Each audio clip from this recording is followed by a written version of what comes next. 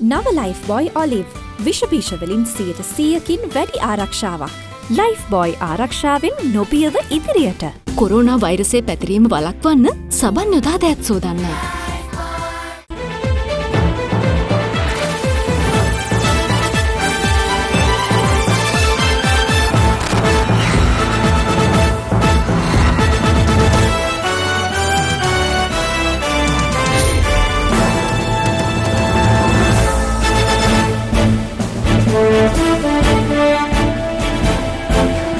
අයිබෝවන් සියලු සමීක්ෂණ වාර්තා යලි තහවුරු කරන ශ්‍රී ලංකාවේ අංක 1 ප්‍රවෘත්ති ප්‍රකාශය පැත්තකට ඇත්තක නිහිර ප්‍රවෘත්ති සමගින් අද ඔබ හමුවන මම සාරංග පතිරණ මම තිලිනි නදීෂා රණසිංහ ප්‍රථමයෙන් අවධානය ප්‍රධාන ප්‍රවෘත්ති ශීර්ෂ පාඨ වෙත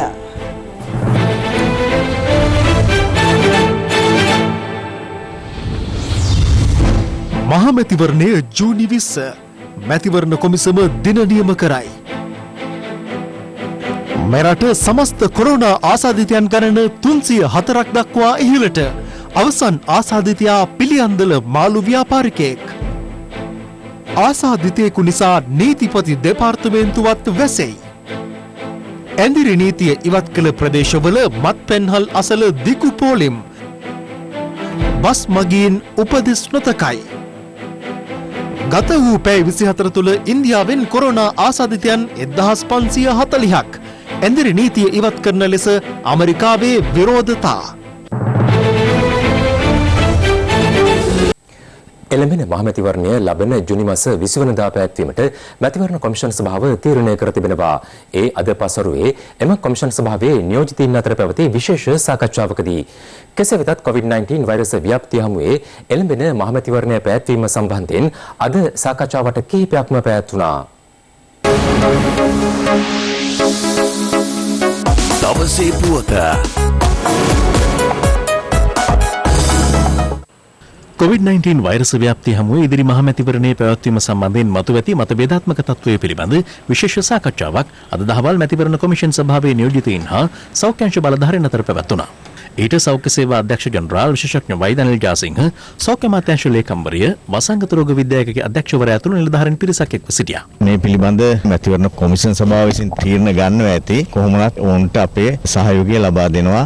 එතකොට මැතිවරණයකට යන්න සූදානමක් තියෙනවා ඒකට යයිද? මැතිවරණ කොමිෂන් සභාව තමයි ඒක තීරණය කරන්නේ. ඔවුන්ට සහාය දැක්වීම තමයි අප විසින් කරනු ලබන්නේ. COVID-19 පැතිරෙන එක වළක්වන්න සෞඛ්‍ය පැත්තෙන් කරන්න පුළුවන් දෙයක් තියනවාද කියන එක විතරයි සාකච්ඡා කරන්නේ. මේ අවස්ථාවේදී මැතිවරණයකට යාම සම්බන්ධයෙන් ඔබතුමියලාගේ මතය කොහොමද? මොන වගේ උපදේශයක් දුන්නේ ඔබතුමියලාද? නෑ අපෙන් අහන්නේ සෞඛ්‍ය ක්‍රමානුකූලව කරන්න ඕන ක්‍රියාපටිපාටිය විතරයි තීරණ ගන්න එතුමා. ඉදිරි මහමැතිවරණයේ පැවැත්වීමට ඇති හැකියාව සම්බන්ධයෙන් තවත් සාකච්ඡාවක් අද පැවැත්වුණේ මැතිවරණ කොමිෂන් සභාවේ නියෝජිතයින් හා සියලු දිස්ත්‍රික් ලේකම්වරු අතරයි. ඉදිරි මහමැතිවරණයේ පැවැත්වීම සම්බන්ධයෙන් විමසීම සඳහා සමගි ජනබලවේගයේ පක්ෂීය නියෝජිතයින් කිහිප දෙනෙක්ද අද මැතිවරණ කොමිෂන් සභාව වෙත පැමිණියා.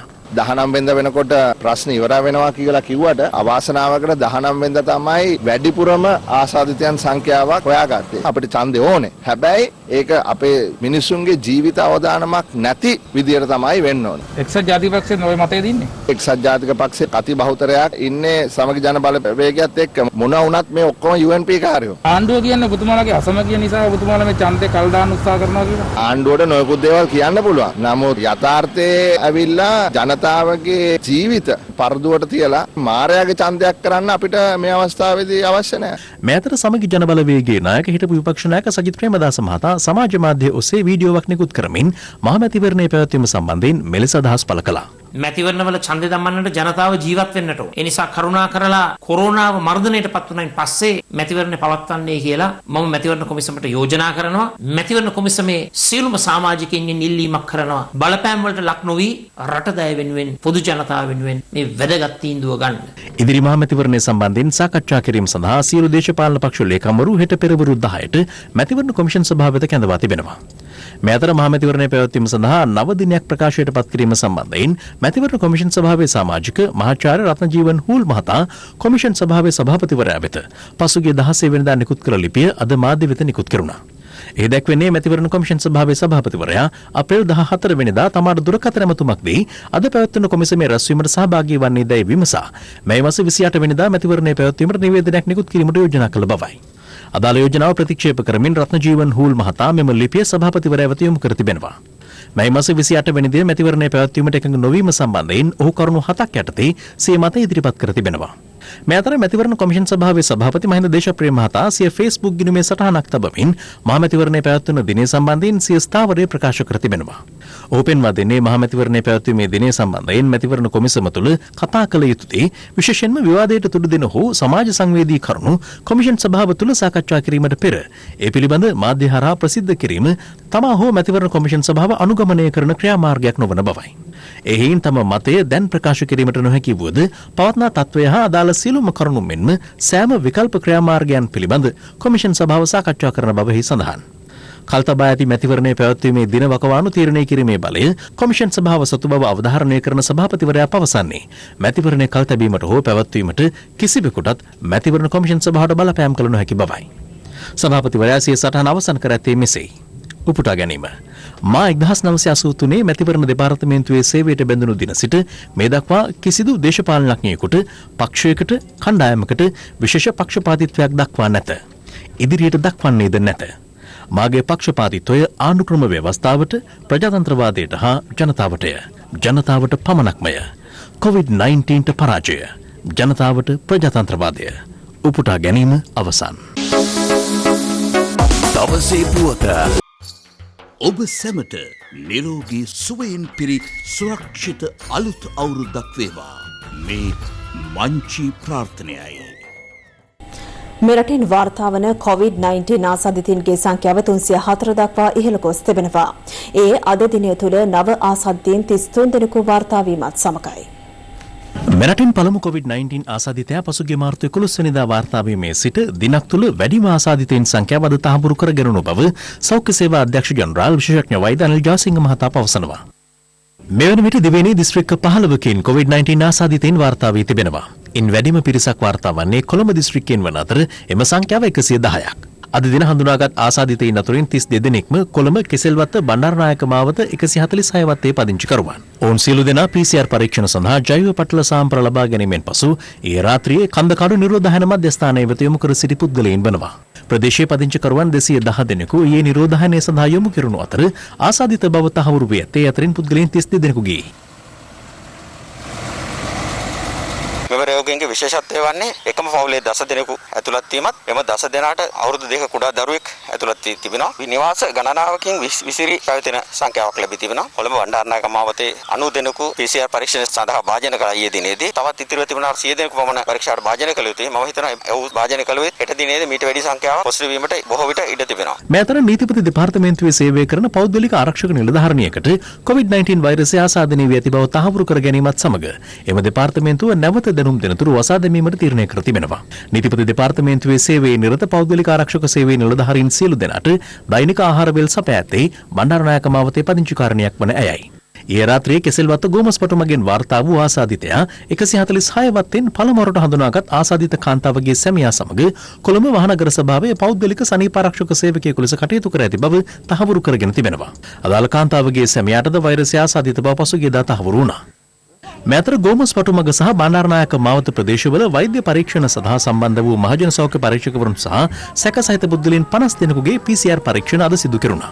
මෙතර බණ්ඩාරනායක මාවත ප්‍රදේශයේ ආසාදිතයන් සමග ඍජුවම සම්බන්ධතා පැවැත් වූ අලුත්කඩේ ග්‍රෑන්ඩ් පාස් දෙමටකොඩ කොටහෙන සහ කොළොන්නාව වැනි ප්‍රදේශවල පුද්ගලයන් 10 දෙනෙකු යුද හමුදාව සමග සිදු කළ හඳුනා ගැනීමකින් පසු නිරෝධායනය සඳහා යොමු කෙරුණා. දැනට අපි රෝගීන් සොයාගන්නේ අපේ ආශ්‍රිතයින්ගේනේ. ඒතර අපිට සංඛ්‍යාව වැඩි වගේ පේන්නේ. අපි ගොඩක් සාම්පල් ගන්නවනේ අවට ඔක්කොම ඉන්න නිවෙස් වලින් ඒ සේරගෙම කොළඹ බණ්ඩාරනායක මාවත කියන එක ගොඩක් ජනාකීර්ණ තැනක්නේ. ඔතනේ ජීවත් වෙන පරිසරය අනුව අපි දකිනවා ඒ අයගෙන් අවට නිවෙස් වල ළඟම අයට ගියපු ස්වභාවයක්. ඒක තමයි අපි මේ දවස්වල අධ්‍යයනය කරන්නේ. බණ්ඩාරනායක මාවත 146 වත්තෙන් හඳුනාගත් ආසාදිත කාන්තාවගේ ඥාති පුත්‍රයෙකු වන ගාල්ල වටරැක කළුපහන ප්‍රදේශයේ පදිංචිකරුවෙක් මහජන සෞඛ්‍ය පරීක්ෂකවරුන් විසින් COVID-19 පරීක්ෂාව සඳහා කරාපිටි රෝහලට යොමු කරනු ලැබුවා. ඔහු ඇසුරු කළ පවුල් 14ක පුද්ගලයන් 60 දෙනෙකුට ආසන්න පිරිසකට ස්වයං නිරෝධායනයට ලක්වන ලෙසටද ප්‍රදේශයේ මහජන සෞඛ්‍ය පරීක්ෂකවරුන් උපදෙස් ලබා දුන්නා. මේ අතර ඊ ආසාදිතයෙකු වාර්තා වූ ග්‍රෑන්ඩ් පාස් ශ්‍රී ඉසිපතනාරාම පන්සල පාර ප්‍රදේශවාසීන් විසින් අවහිර කළේ මෙලෙසයි. එම ආසාදිතයා 146 වත්තෙන් හමු වූ ආසාදිත කාන්තාවගේ ආසාදිත පුත්‍රයා සමීපව ඇසුරු කළායෙක්. අද වාර්තා වූ 33 වෙනි රෝගියා පිළියන්දල නිවන්තිඩිය ග්‍රාමෝදය මාවතේ පදිංචි 33 හැවිරිදි අයෙක්. මොහුගේ සහෝදරයෙක් මාර්තු මාසේ 14 වෙනිදා ඕස්ට්‍රේලියාව සිට ලංකාවට පැමිණලා තින්නේ. ඔහු දින 14ක නිරෝධායන කාලයට දක්ව සුවකීය නිවසේම කාලය ගත කරලා තියෙනවා. මේ රෝගිය පොසිටිව් වෙලා තියෙන්නේ එයාගේ සහෝදරයෙකුට. නමුත් මේ රටේ ඉඳන් ආපු පුද්ගලයාට කිසිම රෝග ලක්ෂණයක් නැහැ. ඉතින් අපි තවදුරටත් මේ ගැන විමර්ශනය කරනවා මේ රෝගියාට මේක ආවේ කොහොමද කියන එක. ඒ නිවසේ තව ආශ්‍රිතයින් 5 දෙනෙක් ඉන්නවා. ඊට ළඟම ආසන්න නිවසටත් මේ විදේශයේ සිට පැමිණි පුද්ගලයා නිරෝධායන කාලය අවසන් වීමෙන් පසුව ගිහිල්ලා තියෙනවා. ඒ නිසා අපි ඒ නිවස නිරෝධායනයට ලක් කරනු ලැබුවා. මොහු මාළු ව්‍යාපාරිකයෙක් හැටියට අපි හඳුනගෙන තියෙනවා. මොහු පොල්ගස්සෝවිට ප්‍රදේශයේ ව්‍යාපාරික ස්ථානයක් පවත්වාගෙන තියෙනවා. එදිරි නීති බලපත්‍රයක් අරගෙන මොහු නිවාස කිහිපයකට මාළු බෙදා හැරීමක් සිදු කරලා තියෙනවා. ඒ ගැන විමර්ශන අදාළ සෞඛ්‍ය වෛද්‍ය නිලධාරී මගින් සිදු කරනු ලබනවා. ඒ වගේම මොහු එක්වරක් පෑලියගොඩ ගිහිල්ලා මාළු බිලිදී අරගෙන තියෙනවා. අපි ඔහු මාළු ව්‍යාපාරයේ යෙදුණු ව්‍යාපාරික ප්‍රජාව හඳුනගෙන තියෙනවා. අපි ඒ ඔස්සේ මොහුන් විසින් ආශ්‍රය කරපු ළඟින් ඇසුරු කරපු අය පහතුඩුව පොල්ගස්සෝවිට ප්‍රදේශයෙන් හඳුනා ගැනීමට අවශ්‍ය කටයුතු සූදානම් කරමින් පවතිනවා. අද දිනේත් ප්‍රතිකාර ලැබූ රෝගියෙකු සම්පූර්ණ සුවය ලබා පිටව ගිය අතර මෙරටදී COVID-19 ආසාදනයේ වී සම්පූර්ණ සුවය ලැබූ සංඛ්‍යාව 97ක්. මේ වන විට COVID-19 ආසාදිතව රෝහල් 4ක ප්‍රතිකාර ලබන ගණන 199ක්. වෛරසය ආසාදිත බවට සැකසහිත රෝගීන් 122 දෙනෙකුද වෛද්‍ය අධීක්ෂණය යටතේ පසුවනවා. මෙරටින් පළමු රෝගීන් 100 දෙනා වාර්තා වීමට දින 14ක කාලයක් ගත වූ අතර දෙවන රෝගීන් 100 දෙනා වාර්තා වුණේ දින 19කදී. කෙසේ වෙතත් රෝගීන් සංඛ්‍යාව 200 සිට 300 අභිබවා යාමට ගතව ඇත්තේ දින 8ක් පමණක් වීම විශේෂත්වයක්.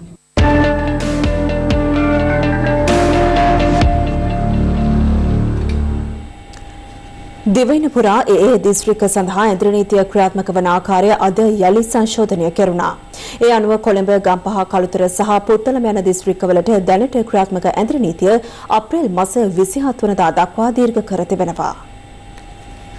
ජනාධිපති මාධ්‍යංශය අද පෙරවරුවේ නිකුත් කළ නිවේදනයේ දැක්වෙන්නේ කොළඹ ගම්පහ කළුතර සහ පුත්තලම යන දිස්ත්‍රික්කවලට දැන් ක්‍රියාත්මක ඉන්ද්‍රනීතිය අප්‍රේල් 27 වෙනි සඳුදා පෙරවරු 5 දක්වා ක්‍රියාත්මක බවයි. සෙසු දිස්ත්‍රික්ක 21 ඇඳරි නීතිය අප්‍රේල් 24 වෙනි සෙකුරාදා දක්වා රාත්‍රී 8 සිට පසුදා පෙරවරු 5 දක්වා පමණක් ක්‍රියාත්මක කරනු ඇති. අප්‍රේල් 24 වෙනි සෙකුරාදා රාත්‍රී 8ට මෙම දිස්ත්‍රික්කවල යලි ක්‍රියාත්මක කරන ඇඳරි නීතිය අප්‍රේල් 27 වෙනි සඳුදා පෙරවරු 5 දක්වා බලාත්මක බව ජනාධිපති මාධ්‍යංශය නිකුත් කළ නිවේදනයේ සඳහන්. ඒ අනුව අදාළ දිස්ත්‍රික්ක 21හිද අප්‍රේල් 25 වෙනි සෙනසුරාදා සහ අප්‍රේල් 26 වෙනි ඉරිදා අඛණ්ඩව ඇඳරි නීතිය ක්‍රියාත්මකයි. කොළඹ ගම්පහ කළුතර සහ පුත්තලම දිස්ත්‍රික්කවලට පිවිසීම සහ ඉන් පිටවීම සියලු දෙනාටම සම්පූර්ණයෙන්ම තහනම් කර තිබෙනවා. කෙසේ වෙතත් ජනාධිපති මාධ්‍යංශය පැවසුවේ ඇඳරි නීතිය ක්‍රියාත්මක කාලය තුළ අත්‍යවශ්‍ය සේවා පවත්වාගෙන යාම සහ කෘෂිකාර්මික කටයුතු ආදී සම්බන්ධයෙන් මීට පෙර ප්‍රකාශයට පත් කළ කොන්දේසි සහ උපදෙස් ඒ ආකාරයෙන්ම ක්‍රියාත්මක බවයි. මේ අතර අද දිනේදී කොළඹ ගම්පහ කළුතර සහ පුත්තලම හැර සෙසු දිස්ත්‍රික්ක 21හි ඇඳරි නීතිය අද පෙරවරු 5 සිට රාත්‍රී 8 දක්වා ඉවත් කෙරුණද ප්‍රදේශ රැසක අප වාර්තාකරුවන් පැවසුවේ මීට පෙර අවස්ථාවලදී මෙන් ජනතාව විශාල වශයෙන් නගරවලට පැමිණීමක් දක්නට නොලැබුණු බවයි. ප්‍රදේශ රැසක වෙළඳ සල්ද වසා තිබුණා. අද පෙරවරුවේ ඇඳරි නීතිය ඉවත් කිරීමෙන් අනතුරුව යාපනයේ නගරයේ ජනතාවගෙන් සහ රථවාහන වලින් පිරී ගොස් ඇති ආකාරයක් දක්නට ලැබුණා. මේ අතර බස් රථවල ගමන් ගන්නා මගින් අසුන්ගත යුතු ආකාරය සම්බන්ධයෙන් ඊයේ ප්‍රවාහන අමාත්‍යාංශය විසින් ප්‍රකාශයට පත් කළ උපදෙස් ඇතැම් ප්‍රදේශවල එලෙසම ක්‍රියාත්මක වන ආකාරයත් පොලිස් නිලධාරීන් එම කටයුතු හසුරුවන ආකාරයක් දක්නට ලැබුණා.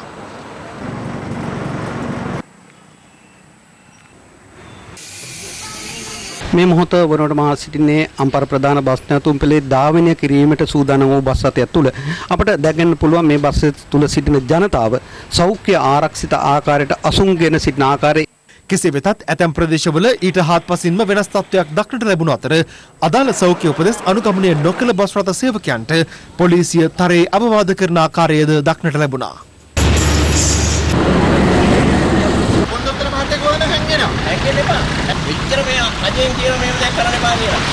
මේ අතර රැකී රක්ෂා සඳහා පැමිණි ජනතාවට ප්‍රමාණවත් තරම් බස් රථ සැපීමට අපොහොසත් වීම හේතුවෙන් ප්‍රදේශ රැසක ජනතාව සිය අප්‍රසාදය පළ කළේ මෙලෙසයි. යන්න බස් නෑ. ඔව්. හරිද? දැන් ආණ්ඩුවෙන් දානවා 25. ඉතින් කොහෙද යන්නේ? ආණ්ඩුව ලරිදු තුරුම්බ ගෙවුවා කියලා මිනිස්සු බලි නෑ. යන්නේ කොහමද ඊළඟ රෝඩ් එකට කියන්නේ මාත්‍ර දෙනවා බල බස් එක. මෙරට ප්‍රධානතම රෝහල වන ජාතික රෝහලේ කාර්ය මණ්ඩලයේ ප්‍රවාහනය සඳහා රජය විසින් බස් රථ යොදවා තිබුණද ඒවා ප්‍රමාණවත් නොවීම හේතුවෙන් රජය විසින්ම ප්‍රකාශයට පත් කළ සමාජ දුරස්ථභාවය ආදී සෞඛ්‍ය උපදෙස් පිළිපැදීමට නොහැකිව එම කාර්ය මණ්ඩල සමාජිකයන් දැඩි පීඩාවට පත්ව සිටියේ මෙලෙසින්. බස්වාදී වාහනවාදී හොස්පිටල් ස්ටාෆ් එකේ හරි ෆුඩ් බෝඩ් එක යනවනේ ෆුඩ් බෝඩ් දැනවද එන වැඩිම මේක දැන් යන්න ගන්න ඇන්ද්‍රේ නීති ඉවත් කිරීමට සමගාමීව දක්ෂිණ අධිවේගී මාර්ගයේ කොට්ටාව සිට හම්බන්තොට දක්වා අද පෙරවරු 7 සිට පස්වරු 7 දක්වා ගමනාගමනයට විවෘත කෙරුණා. අප වාර්තාකරු පැවසුවේ අද උදෑසන කොට්ටාව පිවිසුම ආසන්නයේදී යම් තදපදයක් පැවති බවයි. ඇන්ද්‍රේ නීතිය පැනවීමට පෙර දෛනිකව බෙලියත්තේ සිට කොළඹ බලා දහවනේ උදුම්රිය අද දිනේදී බෙලියත්තේ සිට ඉන්ද්‍රෝ දක්වා පමණක් දහවනේ වූ අතර එහි ගමන් ගත්තේ මගින් 20 දෙනෙකුට ආසන්න පිරිසක් පමණයි.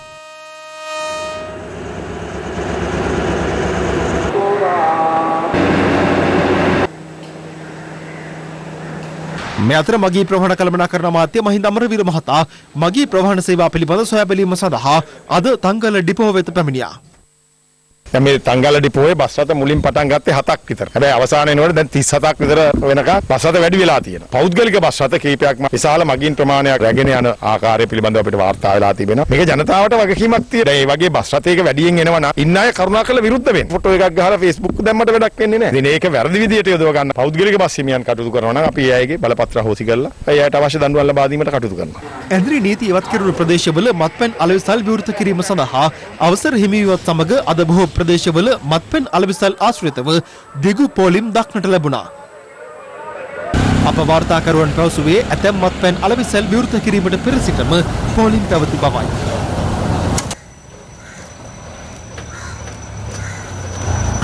කාලම ගහුවා නේ? අරක කාලම ගහුවා මෙතන තියන්න. ඕනේ මිනිහ අවුවේ. ඕනේ මිනිහ අරක ගන්නනේ. එහෙමද? තව මාසයක් බිව්වේ නෑනේ. ඔව් කටුක තමයි බිව්වේ. මේ අතර රජයේ වෛද්‍ය නිලධාරීන්ගේ සංගමය අද පැවතු ප්‍රවෘත්ති සාකච්ඡාවකදී මත්පැන්සල් විවෘත කිරීමට රජය ගත් තීරණය සම්බන්ධයෙන් අදහස් පළ කළා. අපි විශේෂයෙන්ම ඉල්ලීමක් කරන රජයෙන් නැවත හිතලා බලන්න තැබෑරුම් අරින්න ගත්ත තීරණ. මේක ඉතාම වැරදි තීරණයක් විදිහට අපි දකිනවා. තැබෑරුම් ඇරීම හරහා වෙන්න පුළුවන් කාරණා කිහිපයක් තියෙනවා. ජනතාවගේ ප්‍රතිශක්තිකරණ පද්ධතිය කඩා වැටෙන්න මේ බීමත්කම නිසා ඇති වෙන්න තියෙන හානි. ඒ නිසා අපි නැවත රජයෙන් බොහොම කාරුණිකව ඉල්ලනවා මේ තීරණය වහාම සමාලෝචනය කළා කොරෝනා තත්ත්වය පාලනය කරන තුරු වහාම රටේ සියලුම තැබෑරුම් වහන්න විශේෂ අවදානම් කණ්ඩායමක් තමයි දුම්පානය කරන අය. මේ රටේ කඩහිමියන්ගෙන් ඉල්ලනවා තමන්ගේ අලෙවිසැලේ සිගරට් විකුණන එක తాවකාලිකව හෝ නවත්තන්න රජය මේ සම්බන්ධයෙන් නීති ගේනකම්. මේ දුම්පානය මේ රෝගයේ මාරාන්තික ප්‍රතිඵල වැඩි කරන්න ඍජු ලෙස සම්බන්ධ වෙලා තියෙනවා. ඒ නිසා අපි නැවත කියන්නේ මේ රටේ දේශපාලකයන්ට ලෝක සෞඛ්‍ය සංවිධානයත් කිව්වා කොරෝනා දේශපාලනීකරණය කරන්න එපා. මේක හුදු දේශපාලන ගැටුමක් බවට පත් කරගන්න එපා. ඇන්ද්‍රේ නීතිය ක්‍රියාත්මක ප්‍රදේශවල මත්පැන් අලෙවි කිරීම තහනම් කර තිබියදී වත්තල ප්‍රදේශයේ සුපිරි වෙළඳසැලක පිටුපස කවුළුවෙන් මත්පැන් අලෙවි කළ එහි කළමනාකාරවරිය සහ ගැනුම්කරුවා අත්අඩංගුවට ගැනීමට පොලිසිය පියවර ගත්තා.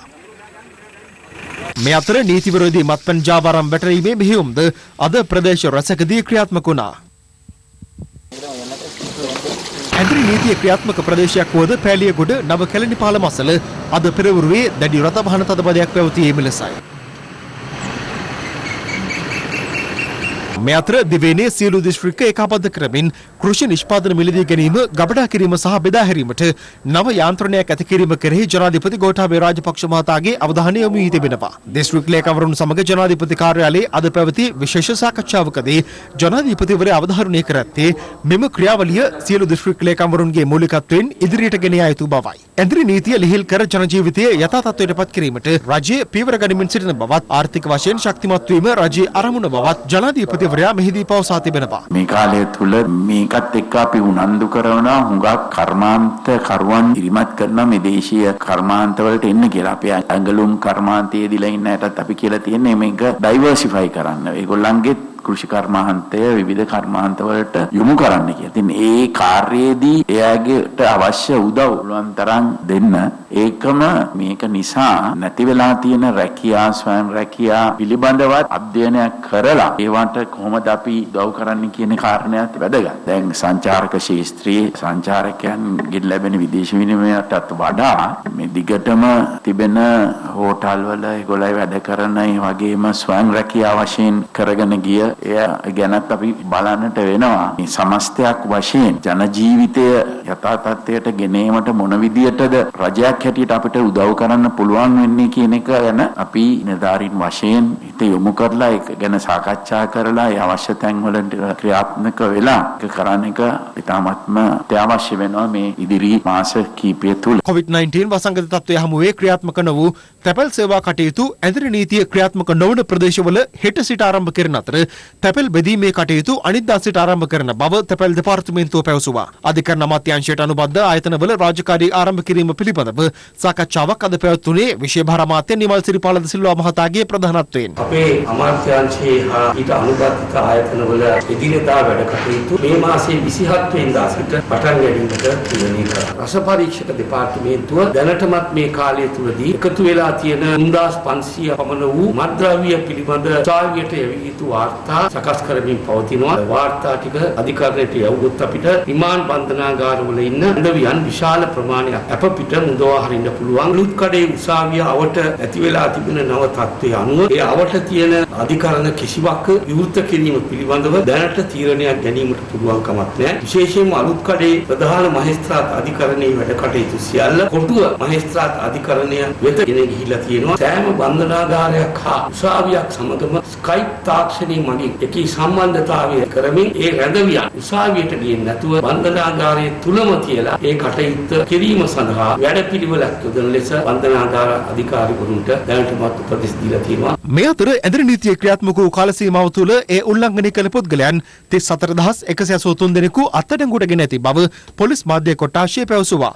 පොලිස් බහරයට ගැනුණු රථවාහන සංඛ්‍යාව 8732ක්. ජනතාවගේ ලැබෙන සහයෝගය අනුව මෙම ඇඳරි නීතිය ඉවත් කිරීම තවදුරටත් ඒ ආකාරයෙන්ම පවත්වාගෙන යනවාද තවදුරටත් මෙය ලිහිල් කරනවාද කියන කාරණය පිළිබඳව ඉදිරියේ තීරණ ගැනීම සඳහා නියමිතව තිබෙනවා. සෑම දිස්ත්‍රික් මායම් හරහාම ගමන් කරන සෑම තැනැත්තෙක් පිළිබඳව පරීක්ෂා කරන ලබනවා. අඩු ආදායම්ලාභීන්ට රුපියල් 5000ක දීමනාව ලබා දීම නිසි ආකාරයෙන් සිදු නොවූ බවට මට්ටක්කුලියේ ජනතාව ග්‍රාම සේවා නිලධාරීන්ට චෝදනා කළා. පසුවම ස්ථානයට පොලිස් නිලධාරීන් පැමිණ තත්ත්වය පාලනය කිරීමට පියවර ගැනුණා.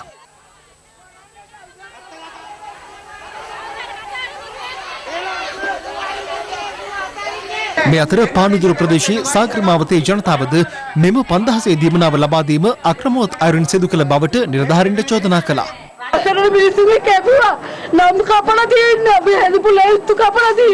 එම ස්ථානයට පැමිණ නිලධාරීන්ගේ රාජකාරියට බාධා කළයි චෝදනා මත හිටපු නාගරික මන්ත්‍රීවරයෙකු පානුදුර දකුණ පොලිසිය මගින් අත්අඩංගුවට ගනු ලැබුවේ මෙලෙසින්. කවුන්ට අතරගුණ ගන්න ඕනේ ඔන්න මම අතරගුණ ගත්තා එනවා එන්න මෙහෙම බෑ බෑ මාංචු දාන්න එන්න මාංචු දාන්න මාංචු දාන්න ඉප්පේ ගන්නකො මම මාංචු දාන්න ඔබතුමා නෑ ඔබතුමා මට මාංචු දාන්න යන්නකෝ පුළුවන් නම් ඔබතුමා කරන්නකෝ කරන්න යන්නකෝ ඔබතුමා යමු නෑ ඔබතුමා බහන්න බෑ ඔන්න පුරා බහන්න බෑ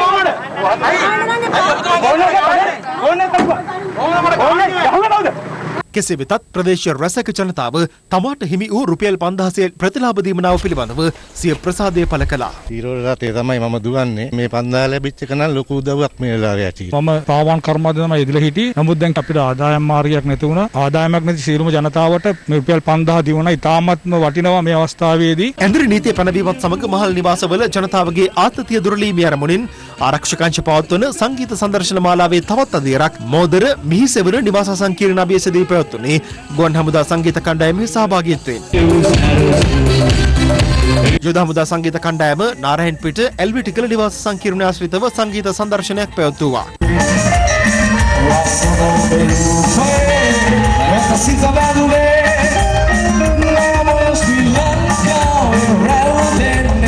ඊට අමතරව නාවික හමුදා සංගීත සංදර්ශනයක් පැවැත්වුණේ කොට්ටාව ලුක් හයිවේ නිවාස සංකීර්ණ අභියසයි.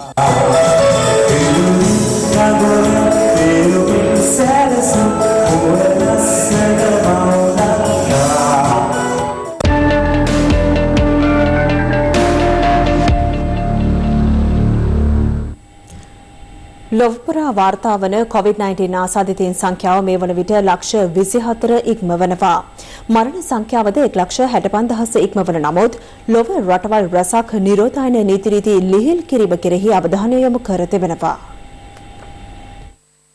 COVID-19 ආසාදනය වීමෙන් මේ වන විට ලොව පුරා පුද්ගලයන් 1,65,195ක් මිය ගොස් තිබෙනවා. ගත වූ පැය 24 තුළ නව ආසාදිතයන් 75804ක් වාර්තා වීමත් සමග ලොව පුරා සමස්ත ආසාදිතයන් සංඛ්‍යාව 24,15,299 දක්වා ඉහළ ගියා. වෛරසයේ වැඩිම බලපෑමක් එල්ල ඇති ඇමරිකාවෙන් ගත වූ පැය 24 තුළ නව ආසාදිතයන් 25844ක් වාර්තා වීමත් සමග සමස්ත ආසාදිතයන් සංඛ්‍යාව 7,64,265 දක්වා ඉහළ ගොස් තිබෙනවා. ඒ රටින් වාර්තා වන පුද්ගල මරණ සංඛ්‍යාව 40,565ක්. ඇමරිකාවේ වැඩිම ආසාදිතයන් සංඛ්‍යාවක් වාර්තා වූ නිව්යෝක් ප්‍රාන්තයෙන් මේ වන විට දෛනිකව වාර්තා වන ආසාදිතයන්ගේ අඩුවීමක් දක්නට ලැබෙන බව ප්‍රාන්ත ආණ්ඩුකාරවරයා පවසනවා. එවන් පසුබිමක ඇරිසෝනා, කොලරාඩෝ, මොන්ටානා සහ වොෂින්ටන් ඇතුළු ප්‍රාන්ත රැසක ජනතාව නිවෙස්වල රැඳී සිටින ලෙසට කර ඇති නිරෝධායන රෙගුලාසි ඉවත් කරන ලෙස ඉල්ලමින් විරෝධතාවල නිරත වනවා. ඇමරිකානු ජනාධිපති ඩොනල්ඩ් ට්‍රම්ප් COVID-19 පාලනයට අසමත් බවට චෝදනා කරමින් ට්‍රම්ප් ගොඩනැගිල්ල ඉදිරිපිට ව්‍යාජ මලසිරුරු තබා ගනිමින් පිරිසක් විරෝධතාවක නිරත වන ආකාරයයි මේ. යුරෝපයේ වැඩිම බලපෑමක් එල්ල ඇති ස්පාඤ්ඤයෙන් මේ වන විට COVID-19 ආසාදිතයන් 2,210,000ක් වාර්තා වන අතර මරණ සංඛ්‍යාව 20,852 දක්වා ඉහළ ගොස් තිබෙනවා. එවන් පසුබිමක රට වසා දැමීමට ගෙන ඇති පියවර මැයි මාස 9 වෙනිදා දක්වා දීර්ඝ කිරීමට ස්පාඤ්ඤ අගමැතිවරයාගේ අවධානය යොමු තිබෙනවා. නමුත් ජර්මනිය, නෝර්වේ, පෝලන්තය වැනි රටවල් නිරෝධායන රෙගුලාසි ලිහිල් කිරීමට අවධානය යොමු කර ඇත්තේ දෛනිකව වාර්තා වන ආසාදිතයන්ගේ ක්‍රමික අඩුවක් දක්නට ලැබෙන පසුබිමකයි. ඒ අනුව ජර්මනිය සුළු පරිමාණ ව්‍යාපාර විවෘත කිරීමට අවසර දී තිබෙනවා. නෝර්වේ රාජ්‍ය පෙරපාසල් විවෘත කිරීමට අවධානය යොමු කර ඇති අතර උද්‍යාන සහ වනාන්තරවලට ඇතුළු වීමට පෝලන්තය අවසර දී තිබෙනවා. ඩෙන්මාර්කයේද ප්‍රාථමික අංශවල අධ්‍යාපන කටයුතු සඳහා විවෘත කිරීමට පියවරගෙන ඇත්තේ ආසාදිතයන් අඩුවෙන් වාර්තා වන පසුබිමකයි.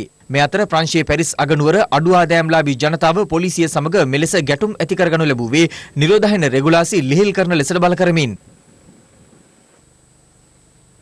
මේ අතර ඕස්ට්‍රේලියාවේ සිඩ්නි වෙරළ තීරයන් ජනතාවට විවෘත කිරීම කෙරෙහි එරට බලධාරීන්ගේ අවධානය යොමු තිබෙනවා. මීට අමතරව එරට ප්‍රාන්ත කිහිපයක පාසල් යලි විවෘත කිරීමට පියවරගෙන ඇති බව විදේශ මාධ්‍ය වාර්තා කළා. කෙසේ වෙතත් නවසීලන්ත අග්‍රාමාත්‍ය ජසින්ඩා අර්ඩන් නිරෝධායන රෙගුලාසි ලිහිල් කළ නමුත් රට වසා දැමීමට ගත් පියවර තවත් සතියකින් දීර්ඝ කිරීමට පියවරගෙන තිබෙනවා. මේ අතර අසල්විසි ඉන්දියාවෙන් ගත වූ පැය 24 තුළ නව COVID-19 ආසාදිතයන් 1540 දෙනෙකු වාර්තා වූ බව ඉන්දිය මාධ්‍ය වාර්තා කළා. එය දිනක් තුළ ඉන්දියාවෙන් වාර්තා වූ වැඩිම ආසාදිතයන් ගණනයි. ඒ අනුව එරට සමස්ත ආසාදිතයන් සංඛ්‍යාව 10,656 දක්වා ඉහළ ගොස් ඇති අතර සමස්ත මරණ සංඛ්‍යාව 559 දක්වා ඉහළ ගොස් තිබෙනවා. මැයි මාස 3 වෙනිදා දක්වා වසා දමා ඇති ඉන්දියාව අද සිට ක්‍රියාත්මක වන පරිදි නීති කිහිපයක් ලිහිල් කිරීමට පියවරගෙන ඇති අතර වෛරස් අවදානම අඩු ප්‍රදේශවල කෘෂිකර්ම කටයුතු, භාණ්ඩ ප්‍රවාහන සහ බැංකු සේවා පවත්වාගෙන යාමට ඉඩ සලසා තිබෙනවා. මේ අතර COVID-19 වෛරසයේ ව්‍යාප්තිය පාලනයට සමත් වූ චීනයේ බීජිංහි සංචාරක ආකර්ෂණයට ලක් වූ ස්ථාන විවෘත කිරීමට පියවරගෙන තිබෙනවා. එවන් පසුබිමක චීන විදේශ අමාත්‍යාංශ ප්‍රකාශකවරයා පවසන්නේ COVID-19 වසංගතය පිළිබඳ චීනය විනිවිද භාවයකින් කටයුතු නොකරන බවට ඕස්ට්‍රේලියාව පසුගියදා නැගූ චෝදනා පදනම් විරහිත බවයි.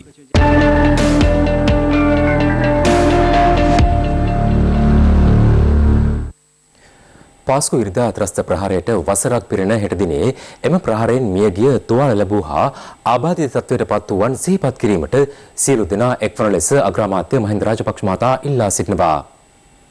පාස්කු ඉරිදා එල්ලවුණු මරාගෙන මැරෙන ප්‍රහාර හේතුවෙන් 250කට අධික පිරිසක් මිය ගිහින් 500කට වැඩි පිරිසක් තුවාල ලැබුවා. මේක ආසියාව විතරක් නොවේ. ලෝක මට්ටමේම සිවිල් වැසියන් ඉලක්ක කරගෙන සිදු කළ දරුණුතම ත්‍රස්තවාදී ප්‍රහාරයයි. ශ්‍රී ලාංකිකයන්ට මරාගෙන මැරෙන ප්‍රහාර අමුතු දෙයක් නෙවෙයි. නමුත් පාස්කු ඉරිදා ප්‍රහාරය බෙදුම්වාදයට විරුද්ධව පැවති යුද්ධ කාලයේ අපිට අත්දැකපු ප්‍රහාරවලට වඩා වෙනස්.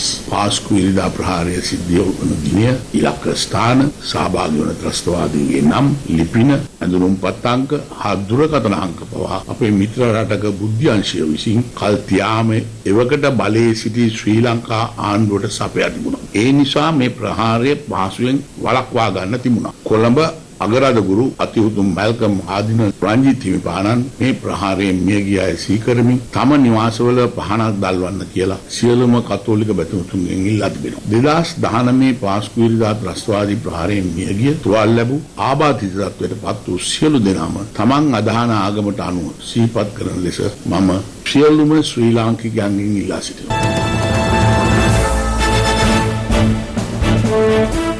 COVID-19 ව්‍යාප්ත වීමත් සමග දැඩි දුෂ්කරතා මැද සරණක් අවශ්‍යව සිටින අපේම ජනතාව වෙනුවෙන් ක්‍රියාත්මක රට වෙනුවෙන් හිරු සහන යාත්‍රා ක්‍රියාන්විතය මේ වන විට ගම් නගර සිසාරා සාර්ථකව ක්‍රියාත්මක වනවා. මේ අතර සහන යාත්‍රා ක්‍රියාන්විතයට සමගාමීව පොදු ස්ථාන විෂබීජ හරණය කිරීම, ආරක්ෂිත ඇඳුම් සහ උපකරණ බෙදා දීම ඇතුළු වැඩසටහන් කිහිපයක් අදත් ක්‍රියාත්මක වුණා. රට වෙනුවෙන් හිරු සහන යාත්‍රා ක්‍රියාන්විතය LOLC සමග COVID-19 වෛරසය ව්‍යාප්ත වීමත් සමග දුෂ්කරතා රැසකට මුහුණ පා සිටින අපේ ජනතාවගේ සුව සහනය වෙනුවෙන් ඇරඹී හිරු සහන යාත්‍රා ක්‍රියාන්විතය කොළඹ සහ ගම්පහ දිස්ත්‍රික්ක ආවරණය කරමින් අද ක්‍රියාත්මක වුණා. රට වෙනුවෙන් හිරු සහන යාත්‍රා ක්‍රියාන්විතය LOC සමාගමත් සමග අත්වැල් බැඳගෙන අපි ආරම්භ කර දින ගණනාවක් වෙනවා. එදා පටන් අද දක්වා එකම ආකාරයට මේ සහන යාත්‍රා ක්‍රියාන්විතය අපි ඉදිරියට ගෙනෙනවා. ඔබ දන්නවා හිරු ටීවී මාධ්‍ය නාලිකාවේ සභාපතිතුමාගේ සංකල්පයක් අනුව තමයි මේ සියලු කාරණා අපි ඉදිරියට රැගෙන යන්නේ. හිරු මාධ්‍ය ජාලය මාධ්‍ය ආයතන විදිහට කරන මෙහෙවර ඉතාම විශිෂ්ටයි. ඉතින් ඒ විශිෂ්ට වූ කාර්යභාරය ඉදිරියට කරගෙන යනකොට මොදනාටම ශක්තිය ධෛර්ය වාසනාව ලැබේවා කියලා ප්‍රාර්ථනා කරනවා. කුසගින්න තමයි ප්‍රධානම රෝගය නම් බඩගින්න. ඒ නිවාලන්නට මේ ගන්නා උත්සාහය තුළ මෙලෙස පරිත්‍යාග කිරීම බෝධිසත්ව ගුණයක්. මේ ජීවිතයේ පරාර්ථ චර්යාව විශේෂී යෙදිය යුතු බව අවබෝධ කරගත්ත හිරු මාධ්‍ය ආයතනය මේ සිදු කරනු ලබන උදාර සත් කටයුත්ත බොහොම අගය කොට සලකනවා. අනේක වාරයක් පින් දෙනවා. මොකද මිනිස්සු අසරණලා ඉන්න වෙලාවේදී මේ හිරු මාධ්‍ය ජාලයෙන් ඉදිරියට ඇවිල්ලා මේ කරන සමාජ සත්කාරය ගැන අපිට වචනෙන් වටිනාකම කියන්න අපහසුයි. මේ මානසික මෙහෙවර දියත් කරන පුරදෙන සෑම කෙනෙකුටම අපි ප්‍රාර්ථනා කරනවා දේව ආශිර්වාදය නොද ලැබෙන්න කියලා. මේ අතර දිවිනේ විවිධ පිරිස් ස්වේච්ඡාවෙන් ඉදිරිපත් වී හිරු සහන යාත්‍රා ක්‍රියාන්විතයට විවිධ පරිත්‍යාගයන් මේ වන විට ලබා දෙමින් සිටින්නේ අපගේ ක්‍රියාන්විතය පිළිබඳ වූ අසීමිත විශ්වාසය නිසායි. කැකිරාව ප්‍රාදේශීය කොට්ටාශයේ ආලියංගල කහගල්ල ශ්‍රී නාමල් විහාරස්ථ දායක සභාවේ මැදිහත් වීමෙන් සහ අරවන්දා කොටුව ස්වර්ණහංස ග්‍රාම සංවර්ධන සමිතියේ මැදිහත් වීමෙන් ප්‍රදේශවාසීන් විසින් සහල් කිලෝ 2500කට අධික ප්‍රමාණයක් හිරු සහන යාත්‍රාවට අද බහර දුන්නා. හිරු සහන යාත්‍රාව අතිසාර්ථකවත් ලෙස කරන නිසා අස්වැන්නේ කොටසක් අපි ලබා දෙනවා. හිරු මාධ්‍ය ජාලය විසින් කරන මහඟු සේවාවත් නිසි කළමනාකාරයත් අපි මාධ්‍ය වලින් දැකලා පැහැදීමට පත් වෙලා තමයි මේ වගේ උපකාරයක් කිරීමට බලාපොරොත්තු වෙන්නේ. මේ අතර COVID-19 වෛරසය ආසන්න වීමේ වැඩි අවධානමක් ඇති වැඩිහිටියන් ඉන් ආරක්ෂා කර ගැනීමේ අරමුණෙන් හිරු මාධ්‍ය ජාලය ආරම්භ කළ වැඩිහිටි නිවාස විෂ බීජ හරණය කිරීමේ වැඩසටහන අදත් සිදු වුණා. ඒ අනුව අද විෂ බීජ හරණය කිරීමේ පිළියන්දල රේන්බෝ වැඩිහිටි නිවාසය සහ පණ්ඩිතිය සදීනා වැඩිහිටි නිවාසයයි. 077 30 35 930 අංකය ඇමතීමෙන් අවශ්‍යතාවය ඇති වැඩිහිටි නිවාසයන් වෙත මෙම සේවාව ලබා ගත හැකියි. එමෙන්ම හිරු සහන යාත්‍රා ක්‍රියාන්විතයට සමගාමීව හිරු මාධ්‍ය ජාලය ශ්‍රී ලංකා රතුපුරුෂ සමාජය හා එක්ව ක්‍රියාත්මක කරන පොදු ස්ථාන විෂ බීජ හරණය කිරීමේ වැඩසටහන් කොළඹ, කළුතර, පුත්තලම සහ යාපනයේ දිස්ත්‍රික්කයන්හි ක්‍රියාත්මක වුණා. ඒ අනුව කොළඹ දිස්ත්‍රික්කය ආවරණය කරමින් බම්බලපිටිය, වැල්ලවත්ත, මරදාන, කොටුව, වේල්වීදිය, කෙසෙල්වත්ත, ආදිරපුර වීදිය, පිටකොටුව, කොම්පඤ්ඤ වීදිය, මාලිගාවත් යන පොලිස් ස්ථාන සහ අපරාධ පරීක්ෂණ දෙපාර්තමේන්තුව විෂ බීජ හරණය කිරීමේ මෙලෙසින් පානදුර උතුර, පානදුර දකුණ, කළුතර උතුර, කළුතර දකුණ සහ වාත්තු යන පොලිස් ස්ථාන සහ කළුතර ජ්‍යෙෂ්ඨ පොලිස් අධිකාරී කාර්යාලයත් විෂ බීජ හරණය කිරීමේ කළුතර දිස්ත්‍රික්කය ආරම්භ කරමින් රතුකුරුස් සංවිධානයේ විෂ බීජ හරණය කණ්ඩායම හිරු මාධ්‍ය ආයතන සමග කොරෝනා වසංගත රෝග තත්ත්වය පැතිර යාමේ අවදානම අවම කිරීමට ගන්නා වූ ඒ උත්සාහය මම ඉතා අගය කරනවා. පුත්තලම දිස්ත්‍රික්කයේ වෙන්නප්පුව, නාත්තන්දිය, කොසත් සහ දම්කොටුව යන පොලිස් ස්ථානද විෂ බීජ හරණය කිරීමේ මෙලෙසින් යාපනයේ දිස්ත්‍රික්කයේ වඩුක්කෝඩේ, ඉලවාලේ, කංකසන්තුරේ සහ තෙලිපාලා යන පොලිස් ස්ථානයන්ද විෂ බීජ හරණයට ලක් කෙරුණා.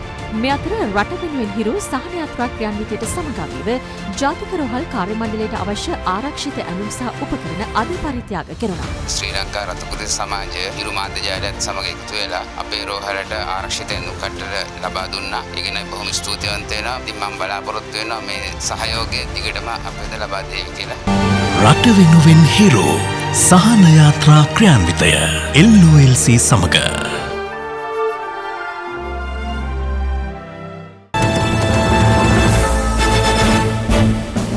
දේශපුවත් කීපයක් සමගින් දැන් රටවටා හිරු. රටවටා හිරු. ඇඳිරි නීතිය කඩකිරීම සහ පොලිස් රාජකාරියට බහදා කිරීම යන චෝදනා යටතේ අත්අඩංගුවටගෙන රක්ෂිත බන්ධනාගාරගත කර සිටි හිටපු පාර්ලිමේන්තු මන්ත්‍රී රංජන් රාමනායක රුපියල් ලක්ෂ 2 බැගින් වූ ශරීර ඇප දෙකක් මත මුදා හැරීමට නුගේගොඩ මහේස්ත්‍රාත්වරයා අද නියෝග කළා. අපි ඉදිකරණයට කිව්වේ නීතිමය ඇඳිරි නීතියක් මේ රටේ නැහැ. අපි හැම එකනම ඒකට පිළිපදින්නේ රටේ තියෙන තත්ත්වය නිසා. ඒ නිසා ඇඳිරි නීතිය කරා නීතිය බලපත්‍රය තිබුණේ නැහැ කියලා පටන් ගන්න එකම නීති විරෝධී ක්‍රියාවක්. නිකම්ම මාධ්‍ය ප්‍රකාශ තුළින් ඇඳිරි නීතිය ඇති කියලා දාගෙන ඉන්න එක නීති විරෝධී ක්‍රියාවක්. හැබැයි ඒකත් එක්කම මේක නම ඒකට පිළිපදින්න කියලා මොනවාද සෞඛ්‍ය තත්ත්වයේ ඒව තියෙනවා. කොරෝනා වෛරසය සම්බන්ධයෙන් ජනතාව දැනුවත් කිරීමට කොත්මලේ ප්‍රාදේශීය සභාව මහජන සෞඛ්‍ය පරීක්ෂකවරුන් සමග එක්ව මෙලෙස කටයුතු කළා. හැදුනේ චීනය පැත්තේ ගහමුළු ලෝකෙම ඇත්තේ වට වටා හිරු එසමගින් අප සූදානම් සමුගෙන යන්නට. පැතක් නැතුව ඇත්ත දැනගැනීමට ඔබගේ ජංගම දුරකථන ජාලය අනුව තිර දිස්වන පරිදි හිරු ප්‍රවෘත්ති SMS සේවාව සක්‍රිය කරගන්න. හෙට හිරු 6:55න් යලිමුණ ගැසෙමු. සුබ රාත්‍රියක්.